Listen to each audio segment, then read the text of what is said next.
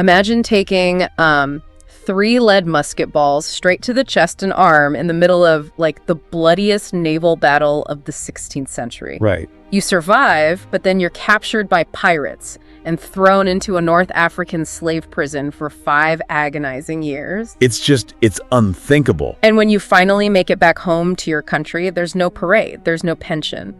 Instead, you get thrown into a debtor's prison, you're excommunicated by the church, and left to rot in absolute grinding poverty. Yeah, and you'd think I would break a person. Exactly. But your response to this relentless, crushing trauma, you decide to invent the romantic comedy. It completely shatters our modern expectations of how trauma manifests in art. You know, Oh, for sure. like you look at that life resume and you expect a manifesto of bitter, nihilistic rage. You expect someone who wants to burn the system to the ground. Yeah, you'd expect something incredibly dark. Well, welcome to the Deep Dive. Today we are unpacking the mind of Miguel de Cervantes. It's going to be a fascinating one. It really is. And we're going to explore a very specific driving thesis for you all today. How did a man who was repeatedly crushed by the gears of the Spanish Empire use a story about the absolute lowest, most despised members of that society to completely dismantle and expose the moral bankruptcy of the elites? Right, and we're doing that by looking at his groundbreaking 1613 novella, La Gitanilla, or The Little Gypsy Girl. Which is just a masterpiece. Oh, absolutely. It is a masterpiece of subversion. Cervantes takes the prevailing, deeply systemic prejudices of his era, wraps them up in what looks like a harmless, entertaining love story, and just smuggles in a critique. Yeah, exactly. He smuggles in this devastating critique of the Spanish caste system. Yeah. He essentially uses the picaresque, the story of the rogue, the outcast to midwife, modern literary realism. Okay, let's unpack this. Because to understand the sheer audacity of La Gitanilla, we first have to look at the literal physical scars Cervantes carried, right? We really do. Like, we have to understand the mechanics of the world that broke him. Exactly. So Cervantes was born in 1547 in Alcalá de Henares. And right away, the geography of that matters so much. Why is that? Well, the sources point out this city was originally founded by Andalusian Arabs. They called it Quwat Abd al-Salam. Oh, wow. I didn't realize that. Yeah. So he's born into a borderland, a place built on the overlapping ruins of clashing civilizations. Islamic, Jewish, Christian. It's very diverse. Very. It was a multicultural bedrock that heavily influenced his understanding of fluid identities, which, as we'll see, is the core engine of La Gitanilla. But he doesn't just stay in some quiet academic bubble there, does he? No, not at all. By 22, he's in Italy, and he enlists in the military. Which brings us to 1571 and the Battle of Lepanto. And we definitely need to pause here, because Lepanto wasn't just like a minor skirmish. This was a massive apocalyptic clash. Right, between the Holy League, essentially a coalition of Catholic maritime states, and the Ottoman Empire. It was huge. It was the largest naval battle in Western history since classical antiquity. You have hundreds of wooden galleys packed with soldiers rowing straight into each other. Just brutal. The smell of sulfur, rotting wood, blood. And Cervantes is actually sick below decks with a fever when the fighting starts. His captain tells him to stay down. But he doesn't listen. Nope. Cervantes refuses. He says he would rather die fighting for God and his king than stay safe below. So he goes up on deck, right into the meat grinder. And man, he pays a massive price for that. He takes 2 gunshots to the chest. Yeah. And a third completely shatters his left arm. The nerves are severed. He loses the use of that arm permanently. Yeah. He is a disabled veteran in his early 20s. But the wild thing is, he wears this paralysis like a badge of honor. Really? He was proud of it. Oh, absolutely. Yeah. He famously called it a wound that was ugly in itself, but made beautiful by the cause. That is, wow, that's an intense level of patriotism. Well, in the 17th century Spanish mindset, physical sacrifice for the crown was the ultimate currency of honor. But unfortunately for Cervantes, that currency didn't exactly pay the rent. Not at all. So after a few more years of service, he decides to sail back to Spain in 1575. He's carrying these letters of commendation. He probably thinks he's set for life, right? Yeah, he thinks he's going to get a captaincy, a pension, some sort of a tangible reward. And here is where the universe just completely pulls the rug out from under him, because his ship is intercepted off the coast of Catalonia.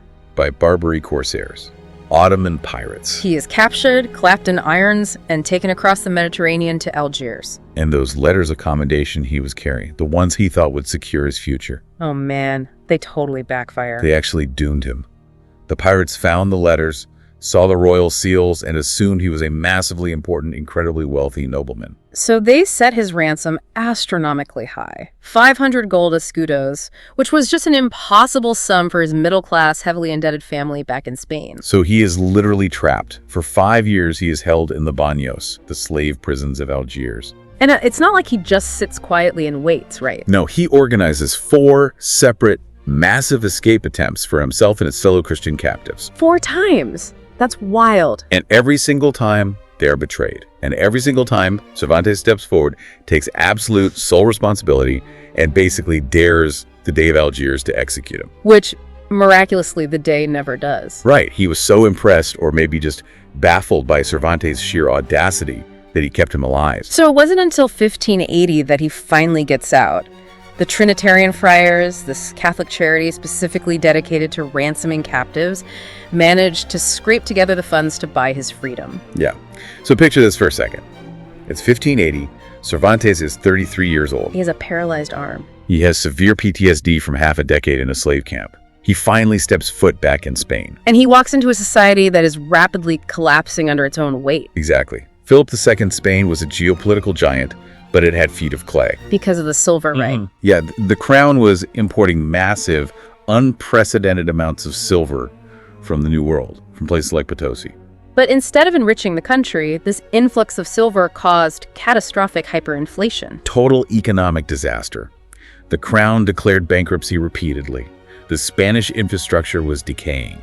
And the fields were emptying out because men were going to the Americas or fighting in Flanders. So the streets were just filling up with vagabonds, beggars, and ruined soldiers. This is the exact world Cervantes comes home to, and he tries to get a normal government job. Right. He becomes a tax collector and a purchasing agent for the Spanish Armada, which sounds pretty prestigious on paper. It sounds great, but it was actually the worst job in the world. Why is that? It was a nightmare. His job was to ride into impoverished Andalusian villages and literally requisition wheat and olive oil from starving farmers. Oh, wow. To feed the king's massive, doomed fleet. Exactly. So he is universally hated by the common people. And he even gets in trouble with the church, doesn't he?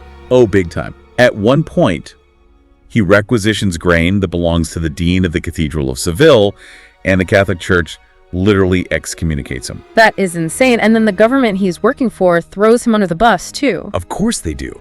When the bank he deposits the tax money into goes bankrupt, the crown blames Cervantes.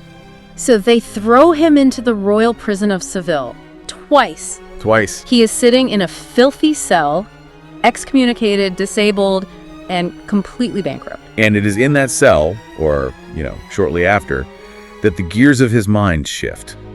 This is where we see the crucible that forged his literary genius. How so? Like, what clicks for him? He realizes that the high-flown, idealistic, chivalric romances that everyone in Spain is reading, the stories of perfect knights doing perfect deeds, are a complete and utter lie. Right, because they don't reflect the gritty, corrupt, bureaucratic nightmare of his actual life. Exactly. So this brings us back to our thesis. If I look at the mechanics of what he's doing, it's brilliant. It really is. Like, if he writes an angry political pamphlet detailing the corruption of the tax system and the abandonment of veterans, the Spanish Inquisition burns his book. And they'd probably burn him right along with it. Exactly. But if he wraps his critique in irony, humor, and a seemingly traditional romance structure, he becomes untouchable. Precisely. Humor and irony were his survival mechanisms. They were the cryptographic keys he used to encode his subversive thoughts about class and justice. And nowhere is this more evident than in his 1613 collection, the Exemplary Novels, which basically introduced the short novel format to the Spanish language. Yeah,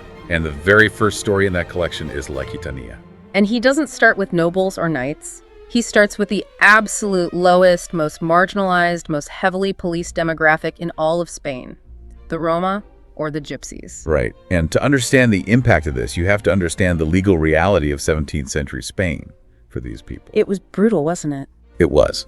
The Spanish crown had spent decades passing these draconian, pragmatic sanctions against the Roma. They were legally forbidden from wearing their traditional clothes, speaking their language, or even traveling in groups. And if they were caught wandering? The men could be sent to the galleys, the very same galleys Cervantes fought on, and the women could be whipped or enslaved. The systemic racism was just codified into law. And Cervantes leans right into that prejudice right out of the gate. he opens the novella with a paragraph that sounds exactly like a government edict. He really does. What does he say exactly? He writes, "It seems that the gypsies were born into the world solely to be thieves. They are born of thieves, raised by thieves, they study the art of theft, and they practice it until death." He says the desire to steal is an inseparable accident of their nature. It is a brutal, sweeping stereotype. He is deliberately mirroring the bigotry of his readers. He's setting up an incredibly low baseline of expectation. Exactly. He wants the 17th century Spanish aristocrat reading the book to nod along and say, yes, exactly, they're all criminals. But it's a trap, Rob. It's a massive trap. Because almost immediately after setting that baseline, he introduces a huge blinding disruption to the system. A 15-year-old girl named Preciosa. Yes. And just the name itself, Preciosa, the precious one. She is raised by a cunning old gypsy woman who claims her as her granddaughter. And this old woman teaches her all the tricks, all the dances, all the survival skills of the road. Right. But despite growing up in the dirt, Preciosa is portrayed as flawless. Mm-hmm. She is stunningly beautiful, fiercely intelligent, and immaculately virtuous. Yes, Cervantes makes a massive point of emphasizing her physical and moral purity. He notes that the sun and the harsh weather haven't ruined her complexion. She speaks with extreme courtesy. She is witty, but entirely honest and chaste. She won't even let the older, cynical women in her camp use bad language or sing inappropriate songs around her. So the old woman realizes the economic potential of this girl. She's basically a walking gold mine. So she takes Preciosa to Madrid, the capital, the epicenter of wealth and power. And they arrive on the feast of Saint Anne, the patron saint of the city. Preciosa enters dancing, playing the tambourine, singing these complex religious and popular ballads known as romances. And the entire city stops, traffic halts. Everyone is absolutely captivated by this 15-year-old girl. And of course, a beautiful teenager dancing in the streets of the capital is going to attract a very specific kind of attention. She is approached by a young poet, a page. He hands her a folded piece of paper with a poem inside, and tucked into the paper is a gold coin, an escudo. Now, in the prevailing stereotype Cervantes just established a few pages ago, poor gypsy girl snatches the gold and runs. Right, that's what the audience expects. But Preciosa doesn't. She takes the paper, carefully extracts the gold coin, and hands it back to him. She keeps the art. She rejects the money. She drops this incredible line, "Poverty is a great enemy of love." Brilliant. She tells him she wants his poetry, not his cash. She says if poets start giving away gold, it's a miracle, and she refuses to mix commercial transactions with artistic expression. It is an absolute boss move. She completely disarms him. It demonstrates a level of sophistication and autonomy that completely shatters the stereotype. And it's not just individuals she knows how to handle. Later on, she and her friends are invited into a private home to perform for a group of noblemen. And her friends are terrified. Yeah, they're terrified of being in a closed space with a bunch of wealthy, powerful men, which is a highly legitimate fear. The power dynamic there is incredibly dangerous for a marginalized woman. Absolutely. But Preciosa gives them this intensely pragmatic advice. She says, "A woman can maintain her virtue even among a whole army of men if she is careful." Such a powerful line.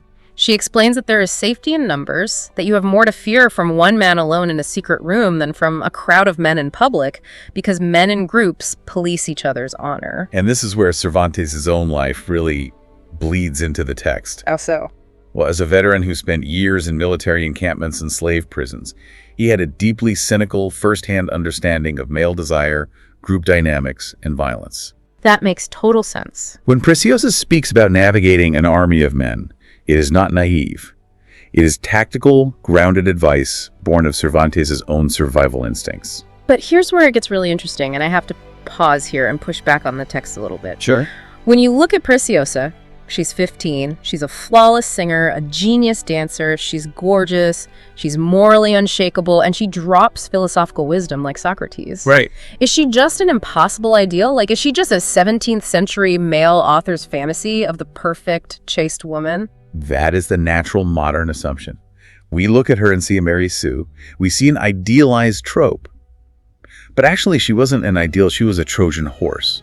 A Trojan horse? What do you mean by that? Cervantes deliberately made her hyper-perfect so the Spanish censors wouldn't realize she was dismantling the entire caste system. Oh, wow. Think about it. The foundational belief of the Spanish aristocracy was that virtue, intelligence, and moral clarity were transmitted by blood. So if you had noble blood, you were inherently good. Exactly. Yeah. And if you had common blood, or worse, gypsy blood, you were inherently corrupt. Ah, I see the mechanics of it now.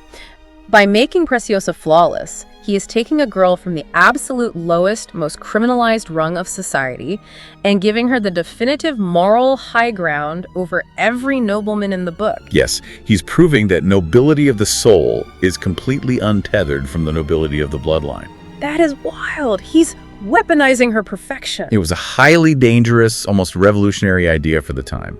And to test this idea, Cervantes introduces the catalyst of the plot. Right, because Preciosa's fame reaches the upper echelons of society, and she is approached by a man who represents everything she is not. Enter Don Juan de Cárcamo. He is a wealthy, handsome young nobleman, an aristocrat from Madrid. He pulls Preciosa and her grandmother aside, and he basically lays all his cards on the table. He does. He says he is desperately, madly in love with Preciosa. He's the only son of a massive estate, and he offers to lift her out of the dirt. He wants to marry her. And to prove he's serious, he pulls out a purse containing 100 gold escudos and offers it to them right there as a down payment on his promises. Which, for a marginalized, impoverished group, is the ultimate lottery ticket. This is security, safety, a permanent escape from the threat of the galleys or the whip. But Preciosa looks at this handsome, incredibly rich guy offering her the world, and she delivers one of the most mature, devastating speeches in the text. She essentially says, "Not so fast." She tells him she won't be swayed by sudden bursts of passion or a bag of gold. Her rhetoric is just profound. She tells him she values her virginity as her single jewel. I love that metaphor. Yeah, she uses the metaphor of a delicate rose on a bush. While it is on the bush, it is beautiful, but the moment it is plucked, it is passed around, destroyed by rough hands, and its petals fall to the dirt. She absolutely refuses to let him gamble with her single jewel. She actually calls out the biological and psychological reality of male infatuation. She says, love at first sight is often just an indiscreet impulse that bypasses reason. She says, I may be 15, but I think like an old woman. Which is so true. She doesn't trust words, and she doubts actions. She tells him point blank, if you want this single jewel, there is only one path, and it ends at the altar with the holy bonds of matrimony. But she doesn't stop there, because Cervantes knows that even a legal marriage to a nobleman is a massive risk for a gypsy girl. Oh, for sure. The power imbalance is still too vast. A nobleman could take her to his estate, get bored of her in a month, annul a marriage, or just lock her in a convent, and she would have zero legal recourse. So she completely flips the script. She issues an ultimatum. A test. A really intense test. She tells Don Juan that he must abandon his noble family. He must leave his palace in Madrid. He must take the fake name Andrés Caballero, put on gypsy clothes, and live with her tribe as a gypsy for 2 full years. 2 years. Not a weekend retreat, not a summer vacation. 2 whole years of living rough on the roads, facing the elements, hiding from the law, following the strict internal codes of the Roma. And crucially, during this time, he will be treated as her brother, not her lover. Only at the end of this 2-year novitiate, if they have proven their character to each other and still desire the union, will they marry. I mean, I love the mechanics of this demand. It's like an extreme undercover boss scenario, but for romance. That's exactly what it is. She is basically making him go through a 2-year boot camp to prove he's not just another rich guy treating her like a temporary prize. She is saying, you want to buy me with your wealth and your title. I reject your currency. You have to use mine. It is a total reversal of power dynamics. In Philip II's Spain, Don Juan holds every conceivable advantage: wealth, legal immunity, social status, male privilege. And Preciosa strips all of it away.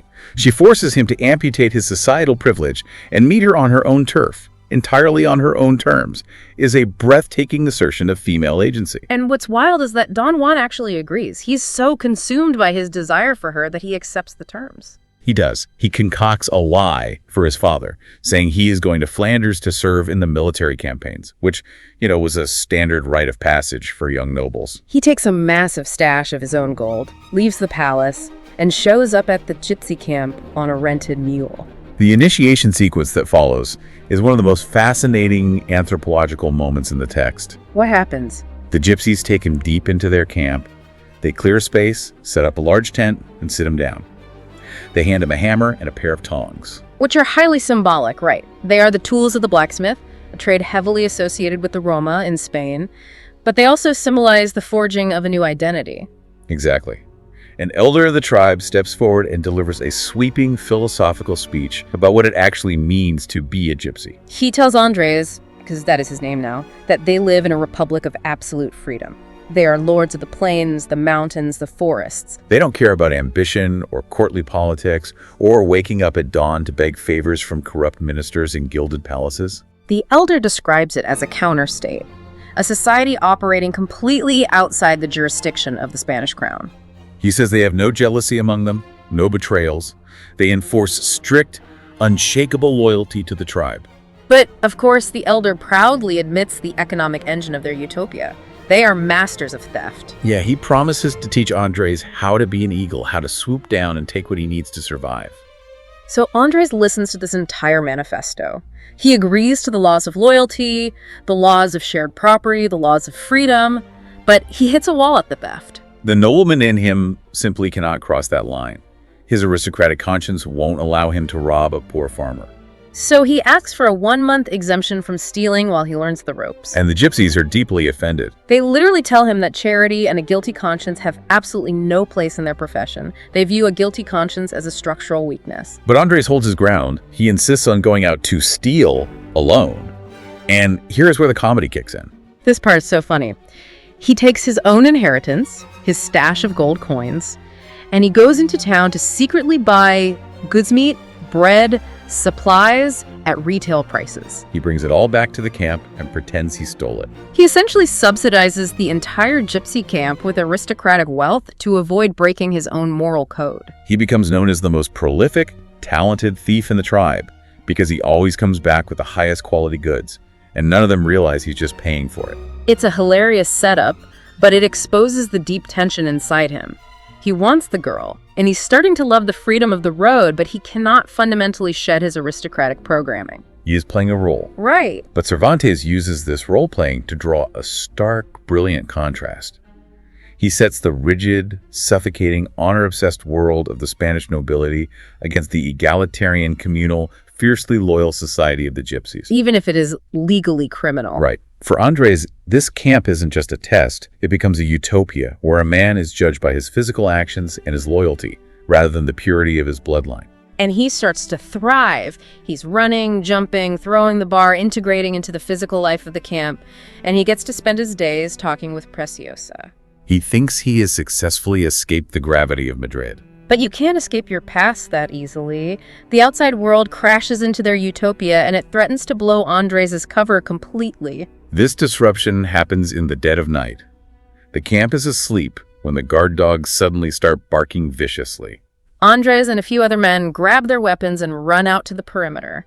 They find a young man, dressed in stark white linen, desperately fighting off the dogs. He's already been bitten on the leg. They call off the dogs and drag the guy toward the firelight, and Andres recognizes him instantly. It's the poet, the page from Madrid who gave Preciosa the poem and the gold coin. The young man tries to give a fake name and a fake destination, but Andres pulls him aside and says, "Look, you are a terrible liar. You say you are heading north, but you are miles off the road heading south. I know exactly who you are." And immediately, Andres' aristocratic programming flares up in the form of intense, corrosive jealousy. Naturally, he thinks, I gave up my family, my wealth, and my entire identity to live in the dirt for this girl. And this poet is just going to track us down and woo her with his words. He assumes the poet is there to steal Preciosa. But Preciosa sees what is happening. She sees the dark cloud of jealousy descending on Andres, and she pulls him into her tent for a highly rational intervention. She tells him that jealousy is a cognitive distortion. She says it's an illusion that makes small things look massive and dwarfs look like giants. She promises she will literally not leave her tent if that's what it takes to calm him down, but she demands that he use his reason, not his ego. Again, she's the smartest person in the room. And Yeah. it turns out her assessment is spot on. The poet is not there for her. No, he sits down with Andres and confesses the real reason he is wandering the wilderness in the middle of the night. He is fleeing a double homicide. Wait, really? A double homicide? Yes. The poet, whose real name is Don Sancho, but whom the gypsies renamed Clemente, explains the mechanics of what happened. He was serving a higher-ranking nobleman in Madrid. Okay. This nobleman was secretly courting a woman. One night, as they were walking down a dark street to her house, two other men intercepted them. Insults were exchanged, swords were drawn, and in the span of a few minutes, Clemente and his patron killed the two men in the street. And Clemente tells this story with chilling casualty. They killed the guys, ran to a monastery where the police couldn't touch them due to religious sanctuary, hid for 15 days, and then decided to flee the country. Clemente is trying to reach the port of Seville to catch a galley ship to Italy to avoid prosecution. He offers the gypsies 100 gold pieces to let him travel with them, disguised as one of them, until he reaches the coast. Now stop and look at the ethical mechanics of what is happening here. It's pretty wild. That's exactly what I wanted to ask. I'm trying to wrap my head around this. Andres is a guy whose conscience is so delicate that he won't steal a loaf of bread from a farmer. He uses his own gold to buy food. Right. Yet when Clemente says, "Hey, I just stabbed 2 guys to death in an alley over a girl," Andres doesn't bat an eye. He fully embraces him, takes his money, and hides him. How does that make any sense? It makes perfect sense if you understand the Spanish code of pundonor or honor. Okay, break that down for us. In the 17th century, honor wasn't just a feeling. It was a physical manifestation, almost like a social credit score, and it had to be defended with lethal force.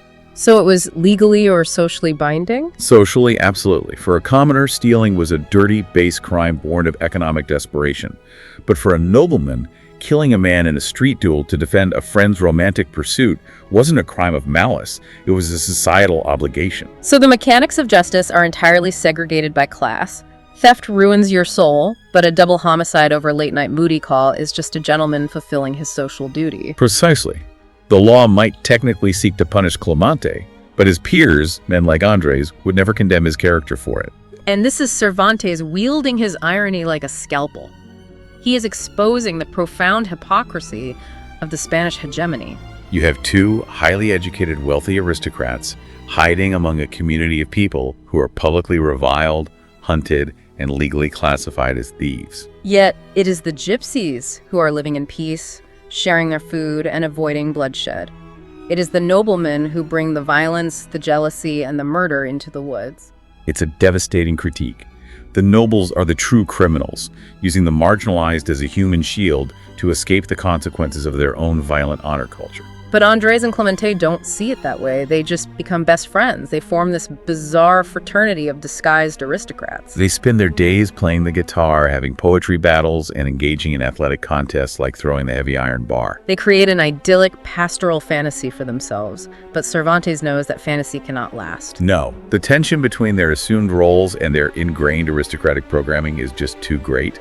The pressure cooker is about to explode. So the gypsies pack up and move their camp south, toward the region of Murcia. They arrive in a town and set up their operations at an inn. This inn is owned by a wealthy widow, and she has a daughter named Juana Carducha. Now, Juana Carducha is the narrative foil to Preciosa.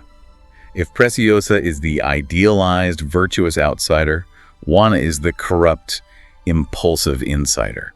The text describes her as somewhat more bold than beautiful. She belongs to the rising, wealthy middle class. She has security, property, and entitlement. Juana watches the gypsies perform in the courtyard. She sees Andres leaping and dancing, and she is instantly consumed by lust. Not the high-minded, poetic longing that Don Juan felt for Preciosa, but raw, aggressive, physical desire. Because she is wealthy and entitled, she doesn't wait. She corners Andres alone in a corral and propositions him. She offers him a purely transactional deal. She says, "I'm an only child, my mother is rich, we own this inn and massive vineyards, marry me right now and you will never have to sleep in the dirt again. You will be a lord of this town." She's literally offering to buy him. And Andres handles it perfectly, staying entirely within his character as a humble gypsy.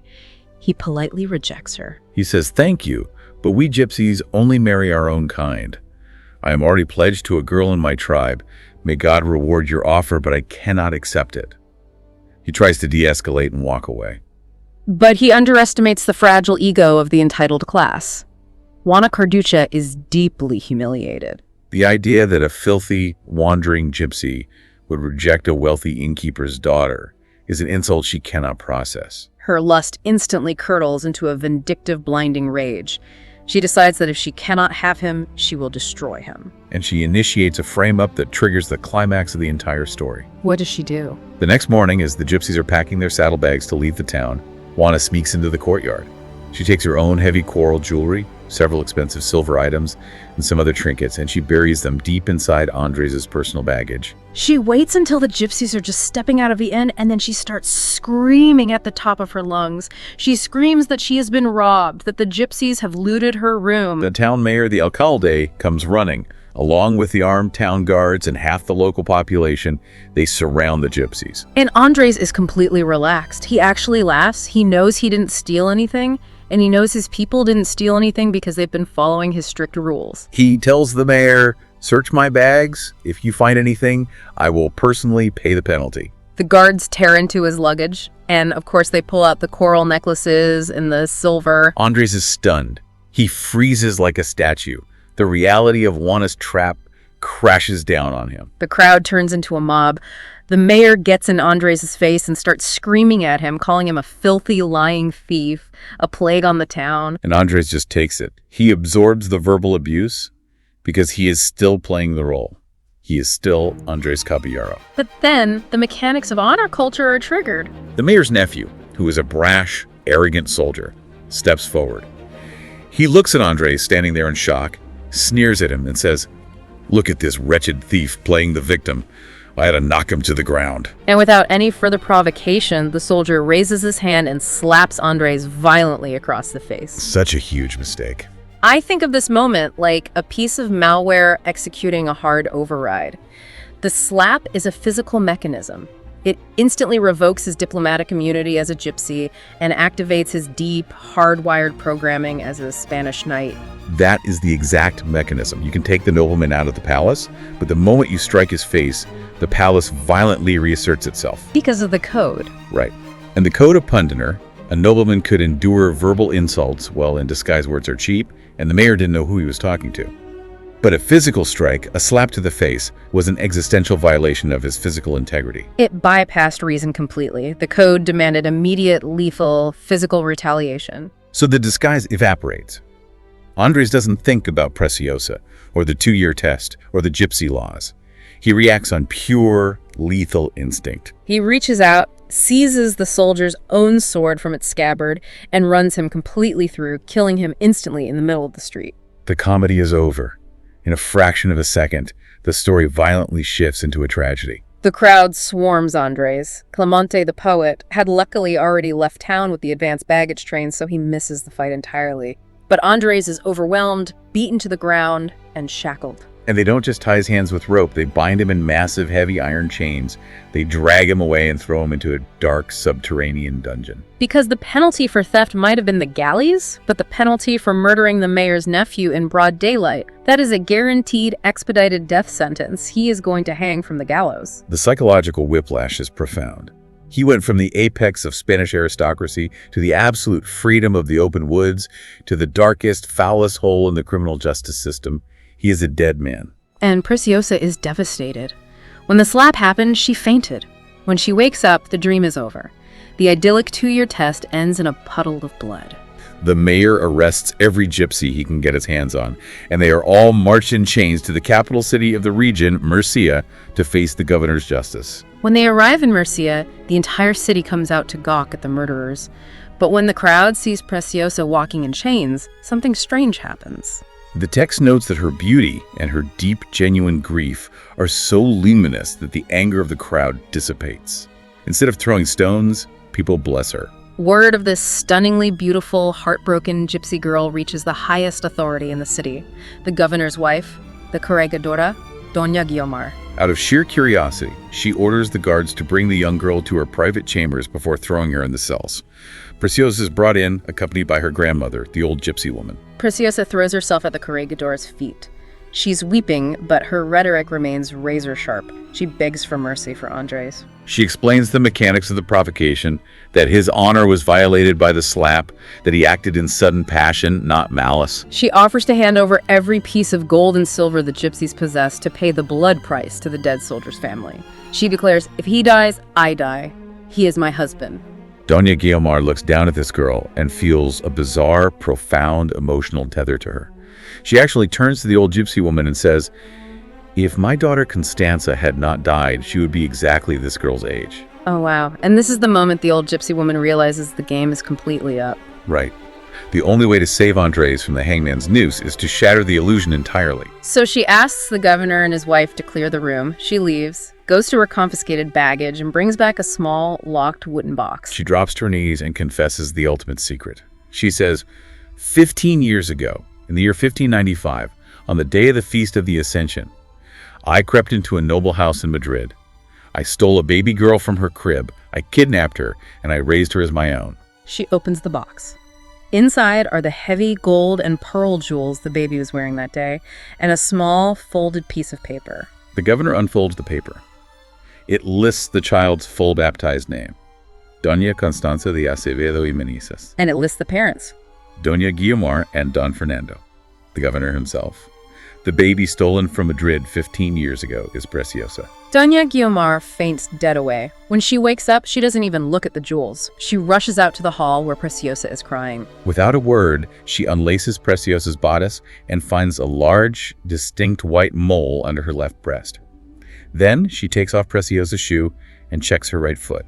And here we have one of the most fascinating details in the entire novella. She checks the foot because she knows the baby had a specific physical anomaly. The two smallest toes on the right foot were joined together by a web of flesh. The parents had refused to subject the infant to the pain of surgical separation. Which is such a bizarre, hyper-specific identifying mark. I have to say, if you were writing a fairy tale, you use a birthmark shaped like a crown or a royal crest. Why does Cervantes choose a minor, slightly grotesque physical deformity like webbed toes? Because Cervantes is actively midwifing modern literary realism. This is the mechanism of anagnorisis, the critical moment of discovery. So it breaks the fairy tale trope. Exactly. In traditional romantic literature, which relied heavily on Neoplatonic ideals, beauty was a reflection of divine perfection. A princess had to be physically flawless. But by giving the idealized angelic Preciosa a webbed toe, Cervantes violently grounds the story in reality. A white mole can be a coincidence.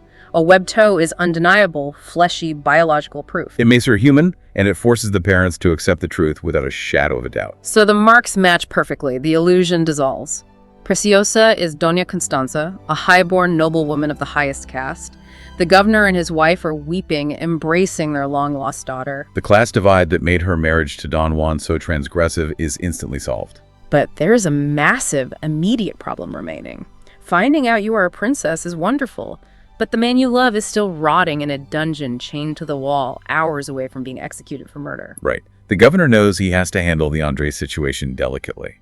He tells everyone to keep the secret. He goes down into the dark, foul-smelling dungeon, and he decides to play an incredibly cruel psychological trick on the condemned man. He walks into the cell, playing the role of the unforgiving judge. He looks at Andres and says, "You killed my nephew. You are going to hang tomorrow morning. There is no escape." But the gypsy girl, Preciosa, has asked for one final favor.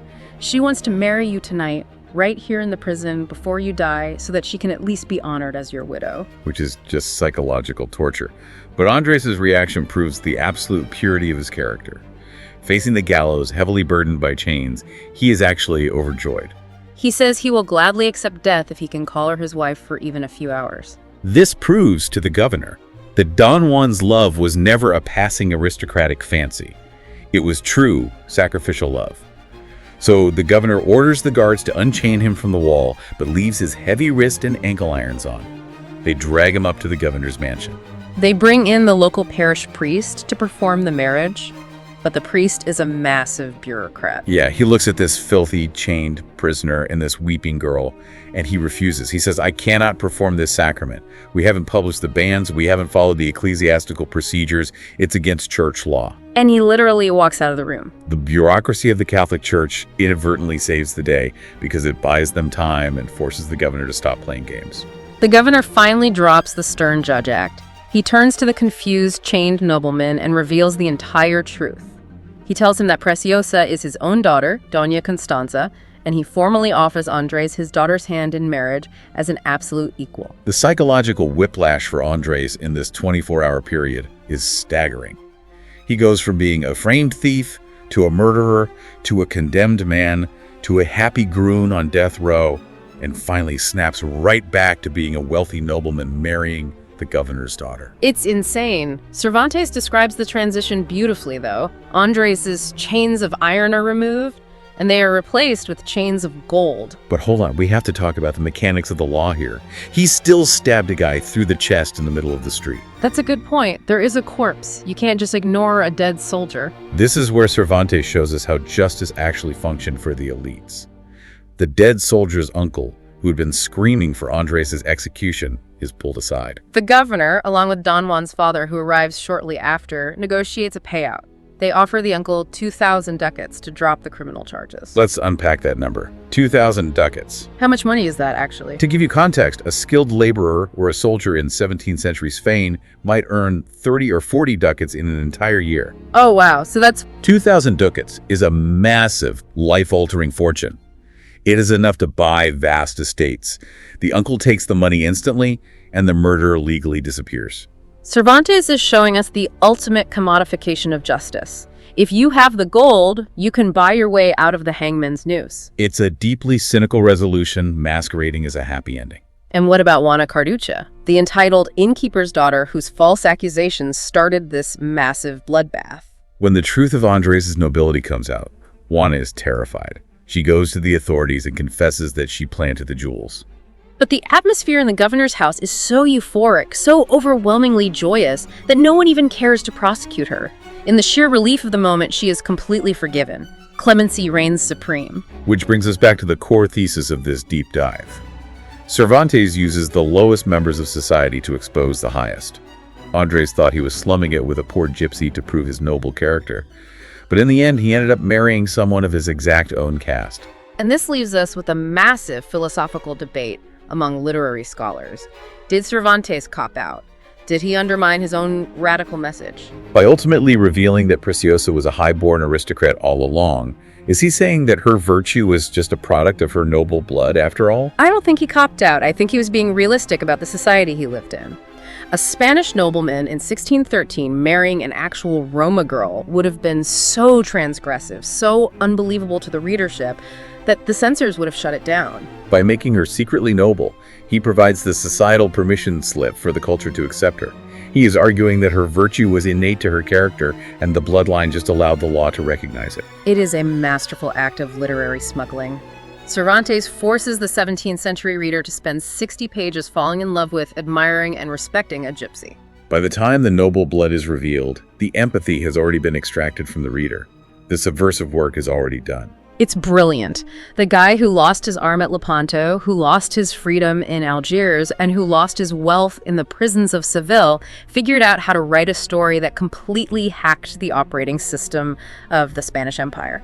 But as we wrap up this deep dive, I want to leave you with one final provocative mechanical thought. What's that? For 15 years, Preciosa enjoyed a level of freedom that was absolutely unimaginable for a woman of her era. She slept under the open sky, she spoke her mind to powerful men, she traveled the roads, and she governed her own body and her own economy. She operated completely outside the suffocating hegemony of Philip II's Spain. That's very true. But the moment those web toes were discovered, the moment her true identity as Doña Constanza was verified, all of that vanished. She was immediately absorbed into the rigid, walled gardens of the aristocracy. She was married off, titled, and cloistered. Wow. So ask yourself, when the iron chains of the gypsy were replaced by the gold chains of the noblewoman, did she actually win the game, or did she just move into a more expensive prison? That is a phenomenal question. The next time you assume that ascending the social ladder equals liberation, remember the mechanics of La Gitanilla. Because as Cervantes knew all too well, sometimes the only truly free people are the ones the system has entirely abandoned. Thank you for joining us on this deep dive. Keep questioning the structure of the narratives around you.